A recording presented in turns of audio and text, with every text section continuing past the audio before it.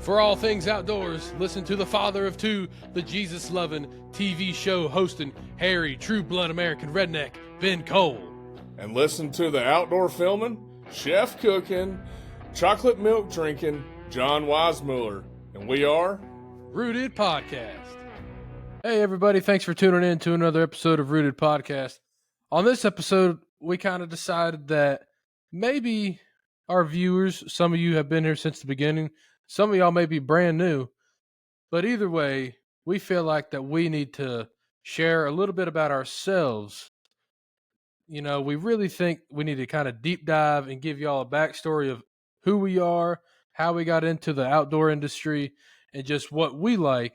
And that way, maybe we can connect a little better, us and y'all. So that's what this episode is going to be. I'm sure we'll throw a hunting story in there, but all in all, this episode is about us getting better connected with you. But as always, Ben, start us off right. all right, y'all. In the book of James, first chapter, verse 2 through 4. Dear brothers and sisters, when troubles of any kind come your way, consider it an opportunity for great joy. For you know that when your faith is tested, your endurance has a chance to grow. So let it grow. For when your endurance is fully developed, you will be perfect and complete, needing nothing. And folks, with the world the way it is today, we need to be steadfast in our faith, and we need to keep our eyes on Jesus Christ. That is the most important thing that we can do right now, is not let the devil beat us down, because he's trying his very best. He's trying to shut us up, and we absolutely cannot let it happen. So be steadfast, be strong, and don't let any kind of trials bother you. Just keep on steaming ahead. Well, and you speak of that, letting the devil win, and or the devil's trying to win, right? And sometimes in life, man, it can be really hard to keep on the straight and narrow and to keep positive in things, especially early on, and especially for you early on in your hunting career, if that's what you want to call it. You know, uh, for those of you who don't know, and I'll let Ben talk about this in more depth, but Ben is a photographer. One of the many things about that he does by trade, and uh, you know, you may have seen some of his stuff in various hunting and fishing magazines out there, but it wasn't always like that. There was plenty times where and I'm sure y'all have been there, where you get told no, and you get told you're not good enough, and you get told you'll never make it, and you'll never make something of yourself, and you just have to keep on going. And just like Ben was saying, you gotta be steadfast in your faith, and you have to just keep that faith and keep going, and don't let the devil win, and don't let these people be right. You need to prove them wrong, and more importantly, you need to prove yourself right. And I'll let Ben talk about that a little more, because it's a really fascinating stories really, because you know it's not like he was just in these big time magazines from the jump. No, definitely not. Man, I tell you, it's funny that we're talking about who we are on this episode, because I was telling somebody the other day that, when I was 6 years old, I remember telling my mom, hey, I'm going to be the next Will Primus. I was so fired up about hunting, man. My dad took me. I killed my first deer when I was 6.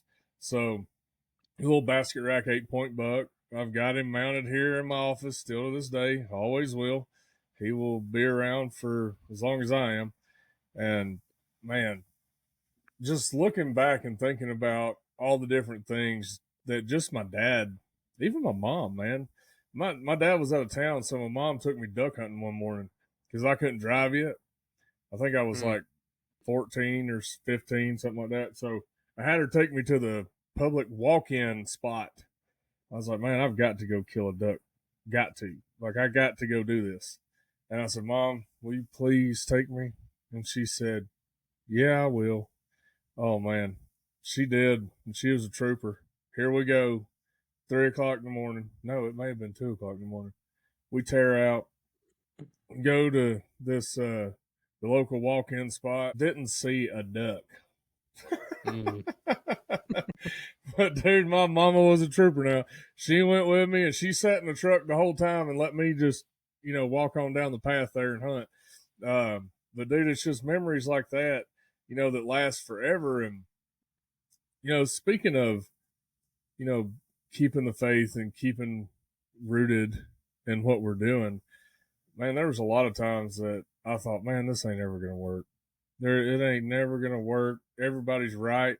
I'm not gonna make it in this. I'm gonna be right here where I've always been, just dreaming. Because I'm a dreamer, man. I am.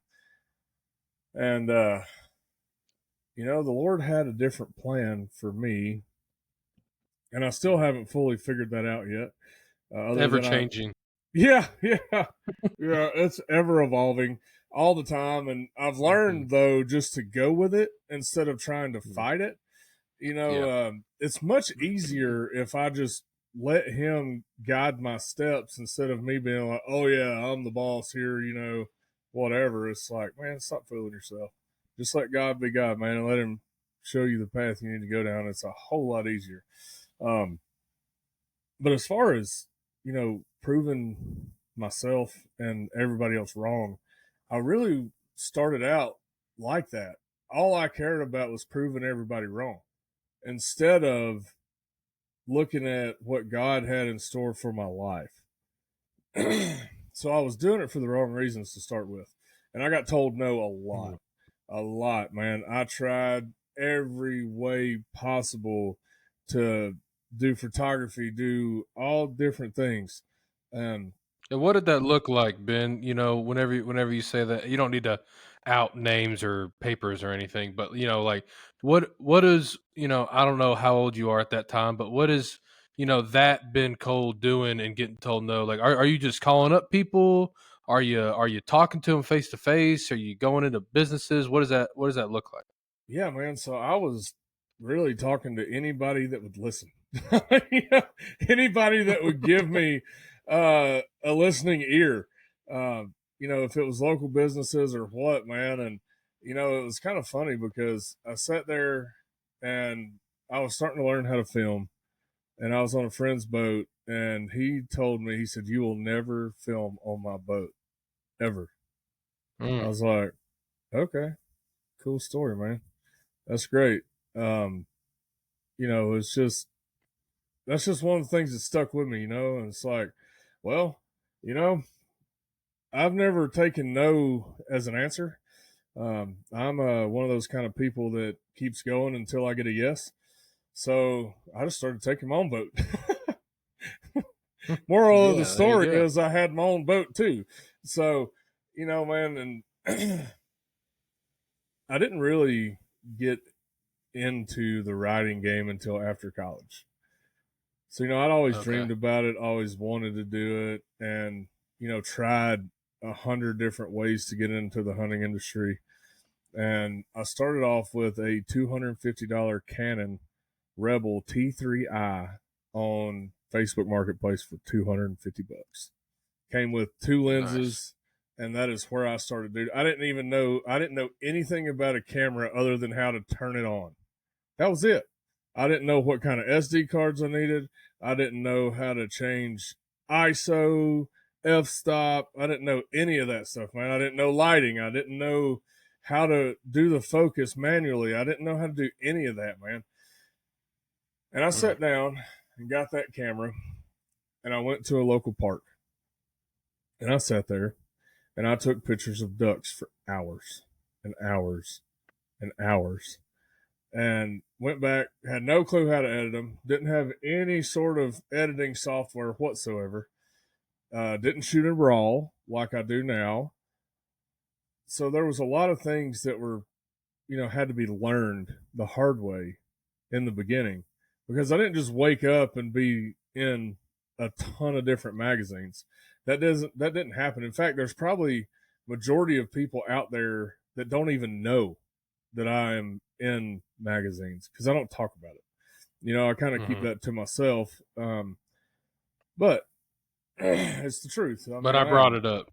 you brought it up, and you put me in the spotlight there, so I'll take it. You know, man, the thing is I just had a no quit attitude, and to be real honest with you, there's only a select few people that I care what they think, and it's my mom, my wife, my dad, my brother and sister, my family, and you, and a couple other dudes. That's it, man. Yeah. That's all. That's it. You know, other than that, I don't really care. So, somebody wants to tell me I'm never going to do it. Well, not only did I have a point to prove, but God was also like, checkmate. You know what I mean? Yeah. Because I was sitting there thinking, man, I remember a time specifically. I was sitting at my house. This is before I met my wife, so I'm 28, 29, and thinking, man, there ain't no way this is ever going to happen. It's just not going to happen. Man, I had a whole drawer full of cameras. Like, I tried every gimmick camera on the market, thinking, man, this is going to be the next best thing. If I could get back all that money that I spent on the crap that I bought for filming, dude, oh my gosh, man. Even back then, dude, I bought an app for my phone that made it film in 4K. You know, it's supposed to be like this next new thing, super cool. And yeah, that was a waste of money. Total waste of money. I should have just bought, you know, whatever 4K camera was out at the time, but I didn't, you know, because I didn't know. I was I was still very green, still learning. So fast forward a little bit, you know, still learning, still doing my thing. Turns out one of the people I know, their son worked for Remington, and I'd just gotten started writing, man. Like, finally landed my first article after being told no 12 times, and had the 13th one published. Now, when I say told no 12 times, I was actually an agronomist at this time, working for a fertilizer company, and dude, I had a pretty sweet gig. You know, I just chose to do something different because I didn't want to have a boss, so to say. I wanted to be my own boss, and I wanted to be in God's creation more, man, because that is what I've been drawn to ever since I was a little kid, and it's never changed. I love every second of it. I love every aspect of it. So I was sitting there in my office thinking, well, I guess I'm going to try writing because I have not tried that avenue yet. Granted, I hated writing in school, hated it with a passion. In fact, I said I would never, ever do it again. When I graduated college, I said, done with the writing. Bonk, ain't happening again. BC will not ever write. And here we are, writing. Yeah. But it was more enjoyable because it was what I wanted to write about.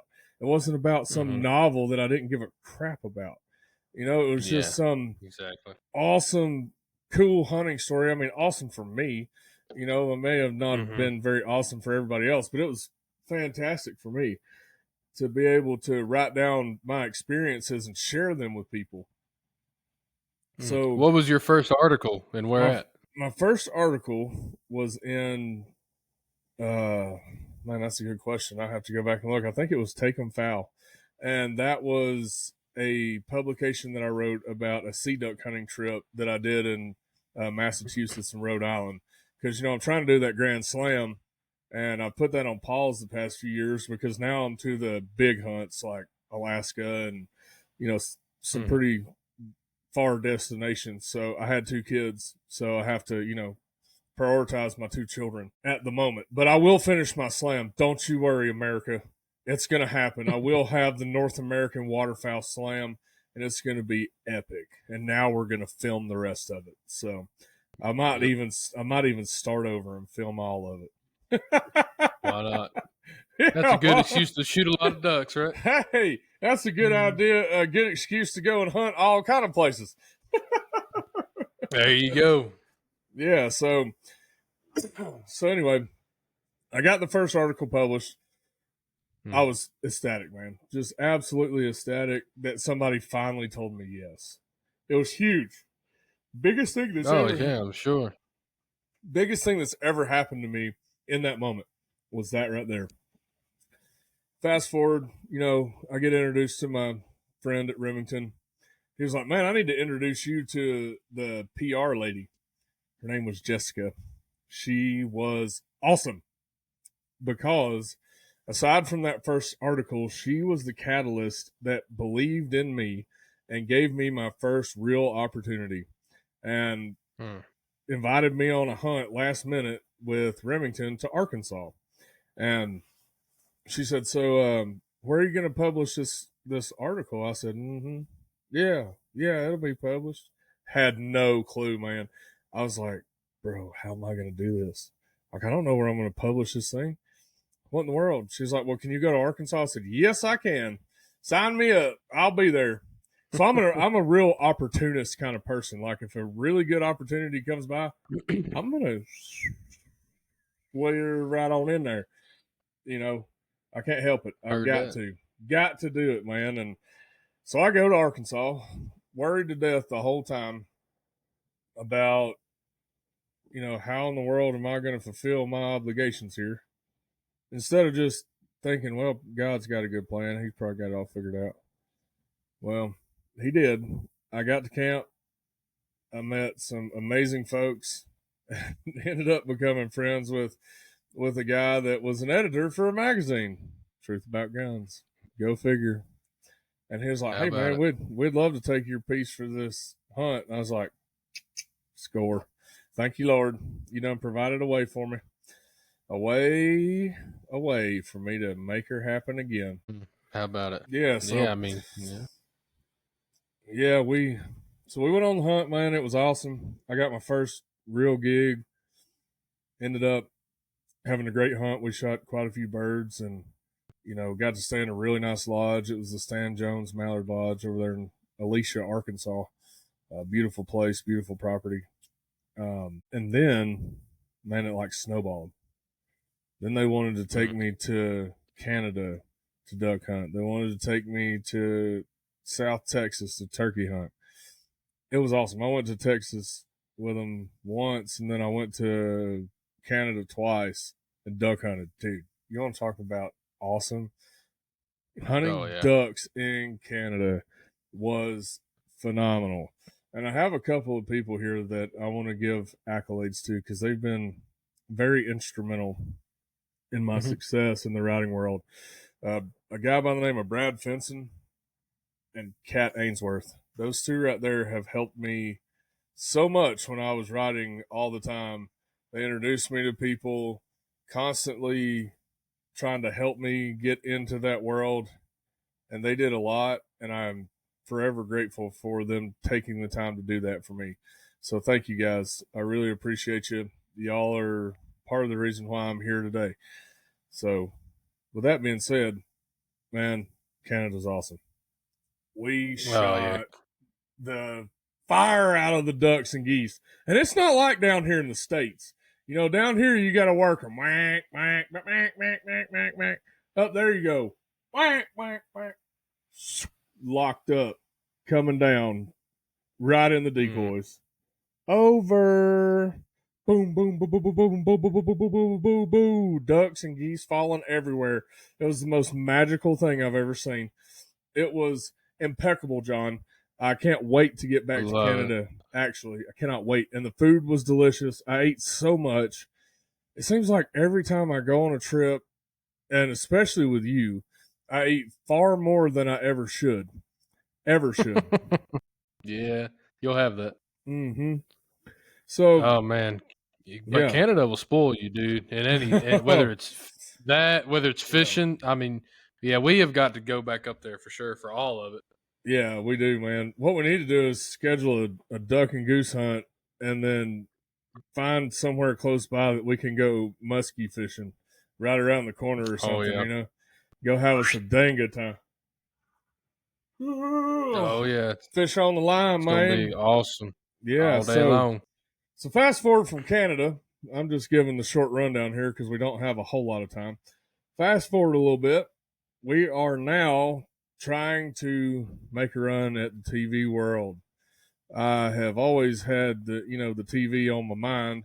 Always wanted to do it. I just didn't know how to get there.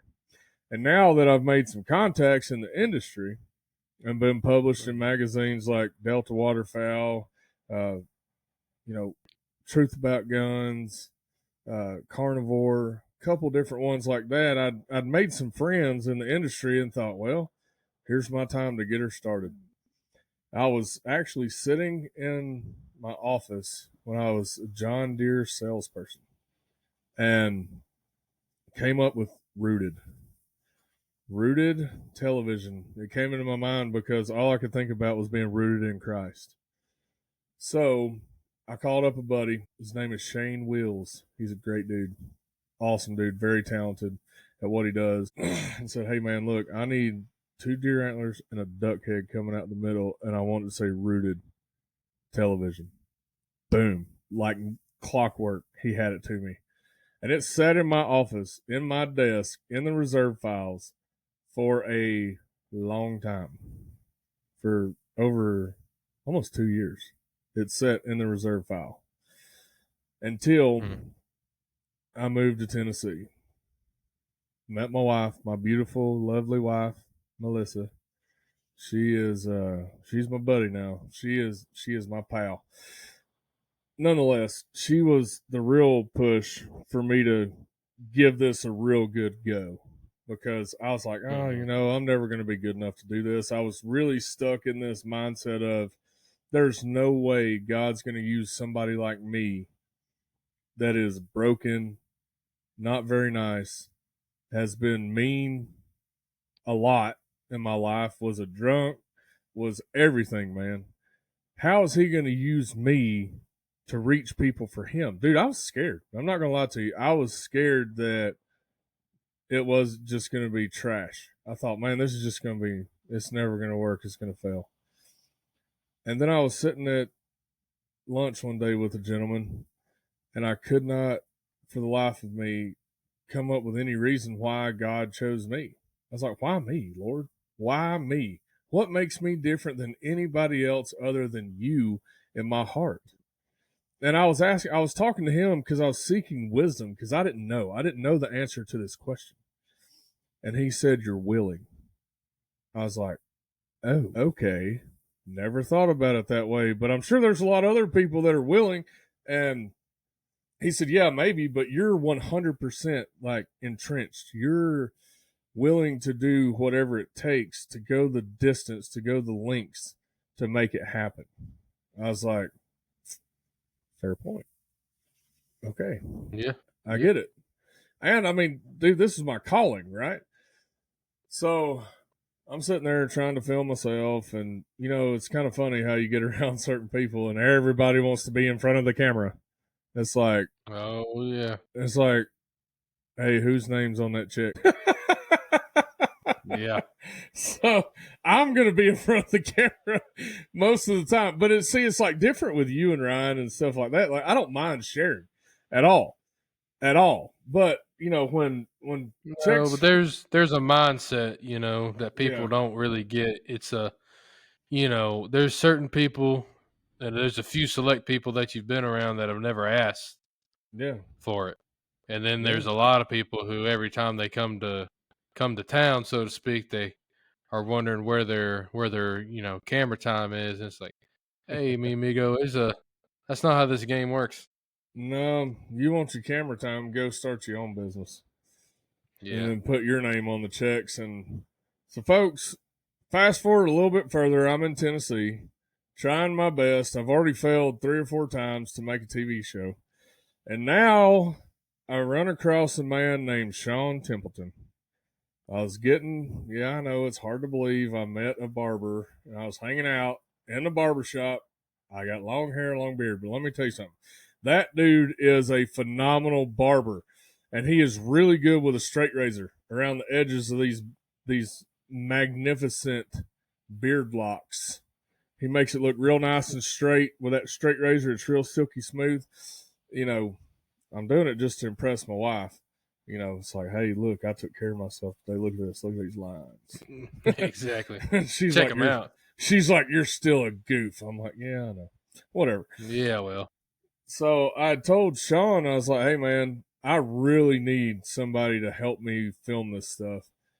If you run into anybody, please call me. And folks, that is when John entered the Rooted Television / podcast family. I got a call from old Sean, and I'll let John tell the rest of the story here in a minute. But I got a call from Sean. He said, "Hey, dude, I met this guy named John. He was just in my barber's chair. Seemed like a really good kid. You know, he's really eager, really wants to do it. Here is his phone number." I was like, "All right, sweet." So I called him, and here he is. So, John, why don't you fill in the rest of that story and kind of tell us where you started and how everything has worked for you and our partnership in this podcast, and let's just really dive into you, man. Yeah, so, Ben, kind of to finish up that story, Ben calls me. At this point in my life, I'm in college. I'm going to Middle Tennessee State in Murfreesboro, Tennessee, and I'm in my 1-bedroom apartment. Small, tiniest thing I've ever been in my life. You could lean on the fridge and cook on the stove. I mean, buddy, it was tiny. And and I just remember I was in there and I got a call, and it was from a number I didn't know. And I think it may have even said Alabama on it on the number, But anyway, I'm like, who in the world is this? And I answer, and it's like, hey, old Sean told me to call you. I'm Ben Cole. I was like, oh yeah, man, that's all great, blah blah blah, whatever. We chit chatted for about an hour, and the moral of the story was, he's like, this is my plan. Basically, I want to go shoot a bunch of stuff. I just need someone to film it. I don't know if I can pay you, but we're gonna figure it out as we go. Are you in? And I was like, yeah, sounds like a good time. Let's go. And ever since then, and one of the coolest things for me, and then I'll kind of back up and tell the history. But you go to school, and I've got a bachelor's degree in business administration, and I'm going to school with all sorts of cats, and these people are working for logistics departments and big companies, and some buddies are becoming big time accountants, and just they're some people are having an awesome corporate gig, and they're just crushing it, making a ton of money, and some not so much money, but you could tell they're getting started, and there's a good path. There's a very foreseen future that has been done by many, many people, and I think that's great. I love that for those people. It just wasn't for me, and so I get this.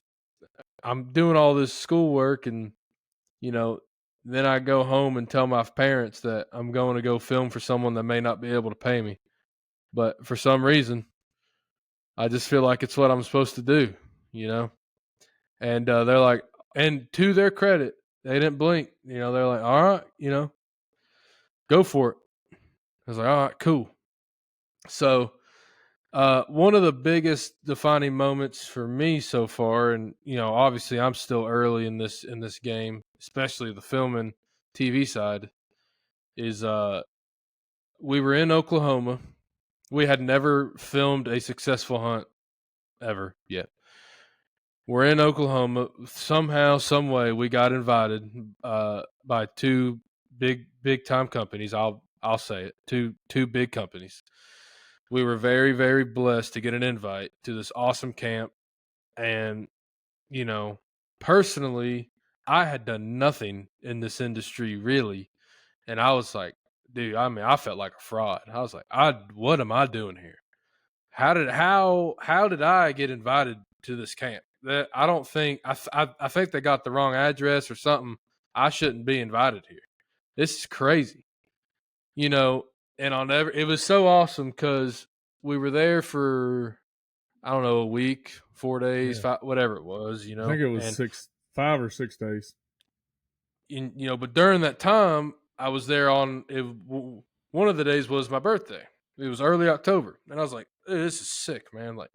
And it was just really cool. And this is why I'll never forget the day. So October 8th, my birthday, we were sitting there hunting, and I just remember thinking, I'm in the blind, I'm filming, like, dude, I'm here, man. I'm filming on this awesome ranch. Got invited by these great companies to film a hunting show. How freaking awesome is this, man? Just a year ago, I was writing essays about, Lord knows what and whatever. I was in some business class and, you know, learning about whatever. And it's like, now here I am doing this. And then the very next day, October 9th, is when we shot, and see, I say we because it really is a big team effort. But Ben, Ben shot the deer, and filmed it, and it was like, in the moment, you're like, holy crap, that was really awesome. And then it kind of settles in, like, oh, dude, we just filmed our first episode. Okay, this is awesome. So that story is what really is kind of cements it for me. I'll never forget that. I will forget the year. Is what was that? Probably 21 or 22. Probably 21, I think. I'd have to go back and look. I just know it was October 9th. I do for sure remember that. But anyway, my point is I'll never forget that feeling of like, all right, we can do this. And then just like anything else, man, it just starts snowballing. But how did I get there? That goes all the way back to when I was 15, 14 or 15. A family friend of ours had won tickets on the radio to something called the National Wild Turkey Federation Convention and Sports Show. And buddy, I couldn't tell you what any of that meant when I was 14 or 15, whatever it was. I thought, oh my goodness, I don't know. Maybe I was 30, whatever, however old I was. And I just remember my dad going, boy, get in the van. We're going somewhere. I was like, all right, cool. Sounds fantastic. And so we're going, and of course, I guess I was 13. Now I'm sitting here really thinking about it, and I'm like, "Hey man, hey dad, where are we going? Where are we going? Where are we going?" And I finally pestered him enough. He told me, and then of course he said the National Wild Turkey Federation Sports Show, and I had no idea what he was talking about, and I was like, "What is that?" And I really wasn't all the way into hunting yet. I was kind of like, I was more of my brother's thing, and I was more into sports and stuff, basketball and football and whatever. So I was like, I don't know about all this, but whatever. So we get there, and if you've ever been, it's split up into two different rooms. You walk in the first room, and it's like that's where registration is, and then there's it's changed throughout the years, but this year, it was like knick-knacky kind of things and auctions and paintings, and there were some trucks in the air at the time. I think Dodge or someone sponsored it, and it was just kind of just stuff. And then there was a couple booths, but then you turn the corner and you get into the big old warehouse looking deal, like kind of the main show floor. And buddy, it just throws up hunting, fishing, everything. Ducks, coyotes, deer, turkeys, I mean, everything. And I was like, holy crap, this thing is huge. And we're walking through, and we see this guy named Jerry Peterson from Woods Wise Game Calls. And my dad walks right up to him like he's known him for 100 years. Jerry, man, oh my goodness, it's so good to see you. Shakes his hand, blah, blah, blah. Introduces me. And I'm like, who the heck is this guy? I don't know anybody. I mean, I don't know anything from anything. But he starts talking about these game calls he has, and he was talking about a deer call, and I still have it to this day. And he talks about it's called a super hot mama call, and it literally, whenever you kind of blow on the call, it sounds like the deer saying "mama," and he goes "meh, meh." And what it is it's a fawn, basically calling for their mom, and you can also do it for calling for a buck, but that's a whole nother discussion for a different day. But he's teaching me about these calls, and I'm like, dude, this is the coolest thing ever. I'm like, you talk to an animal. How freaking cool is that? I didn't know that was a thing. So from that year until the next year, so the show's in February. So February until the next February, I had bought a bunch of his calls, and then I went back and I laid them all out, and I said, Jerry, I need you to show me how to use these calls. I bought them, but I don't know what I'm doing. And he went and showed me how to use it, when to use it, and why. And then I bought a bunch more stuff that year, and then so then from that February until the following, I wrote Jerry a letter. I mean, I sat there, inked the paper, and I wrote him a letter, thanking him for his time and efforts, yada yada. And I finally asked, can I be in your booth? I would love to work your booth with you. And for the following 4 or 5 years, I worked the booth at Woods Wise, and through that, I met so many people. I mean, my gosh, you go to those trade shows and you just meet so many folks. And I was so fortunate to be with Jerry, who is just a godfather, basically. He's part of the reason that Turkey Federation Convention even exists. He started it, him and a group of people, years and years and years ago. And so he knew everybody. So it was just so awesome. And being in that, I got into some competition turkey calling. Ben, you talked about not knowing what to do whenever you bought that camera, and you're like, all I know is how to turn it on. Mm-hmm. Buddy, when I first bought a mouth diaphragm turkey call, I thought I was gonna die. I mean, I didn't know. Oh my gosh, I'll never forget, man. I was at Bass Pro, and I just bought one. I couldn't even tell you what it was, but I was like, this looks cool, and I was like, I mean, oh God, it is awful. It was bad.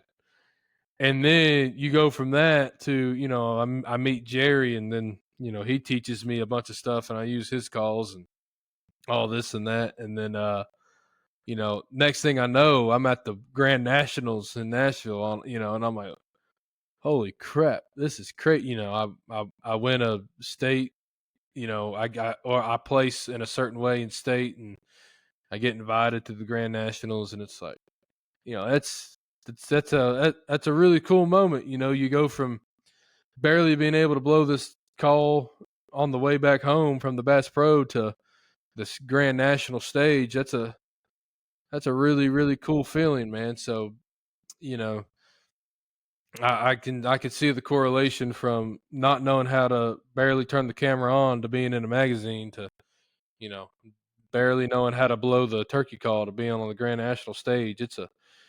It's quite a feeling. So from there, I went to college in Murfreesboro, like I said, and I had picked up a camera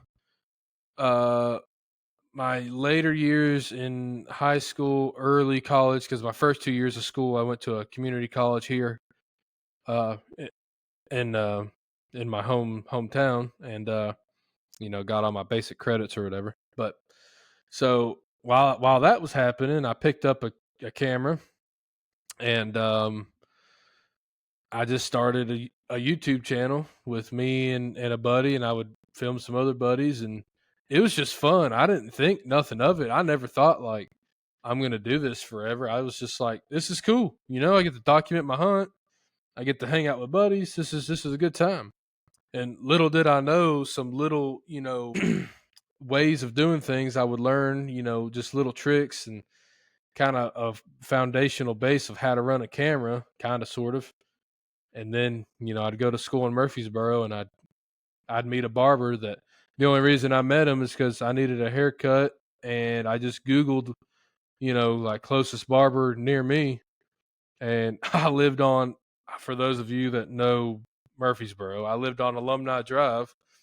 And if you keep driving down there, eventually you're going to hit this thing called the Square. And right on the Square, it's like 2 miles down the road, was Woods Viking Barbershop and Sean Templeton. And I didn't even know he was the owner, dude. I just walked in there. I didn't know they were busy. I live in a little town. I didn't know you had to make appointments to things. You know, I was so clueless. I had no idea that dude took appointments. You know, I just walked in. That's what you do in my town. You just walk on in. So I walked in there, and I just walked right up to him because I believe when you walk in, he's like the first chair on the right, or He was is. anyway. Yeah, he was. And He is. I just walked up to him, like, "Hey man, what's up, brother? I need a I need a haircut." And he just looked at me like, "All right, sit on down, cuz." And just got to talking, and next thing you know, I got a phone call from Ben Cole. So that's kind of the story of me there. So it all started, and it all started from radio tickets from a family friend, and now with the podcast, I know we've told that story before, but just very, very quickly, Ben had a podcast before for a few different reasons. It didn't work out. And it took me about a year to convince him to do another one. And he said he would do it as long as I was there. So now Rooted Podcast is here. So that's how we got here. I thought it was just important to tell people and a good reminder to people, like, we haven't been here forever. And also we're not going to stay here forever. We're only continuing to grow and go up. We've got a lot of exciting things in the mix here. Things are happening for the Rooted family. That's all I can say on that. But it is some cool things are coming down the pipe. But I just thought it was cool to hear kind of where you started and where I started, and just it's always a good reminder to know that you don't always just start out knowing everything. You got to start somewhere, and you don't just wake up published, and you don't just wake up on the grand national stage. You got to get there, and that's okay. That's part of life. You got to wake up, have a dream, make a plan, execute, but the main focus is to keep your eyes on Jesus the whole time. Yes. And let him guide your path. Because I'm telling you, take my advice. I've failed a lot. Don't try to do it in your own accord. I'm not saying don't give out the effort. I'm saying listen to what he's trying to tell you and then make a move. Because it's a lot easier if you just listen the first time. But that's all I got to say about that. Yep. So, I just wanted to tell people that if it ain't working out, don't give up. Don't give in. Just put your faith in God and just keep on going. It's all going to work out, man. It's you just got to believe. So, other than that, though, man, that's really all I've got to say. I think I rambled on enough there. I'm sure people are tired of listening to me by now. I think we covered both sides pretty well, because I rambled on for quite a while there about, made my circles, my rabbit circles. I come around to what I was going to say eventually. I tie it all together, but it takes me a second to get there. So, yeah, I feel you. Yeah. But, hey, man, with that, folks, don't forget that you can support us by going to our store, and you can order some awesome merch, shirts, hats, hoodies, all kind of stuff from our good friends at CH Lone Star Pro.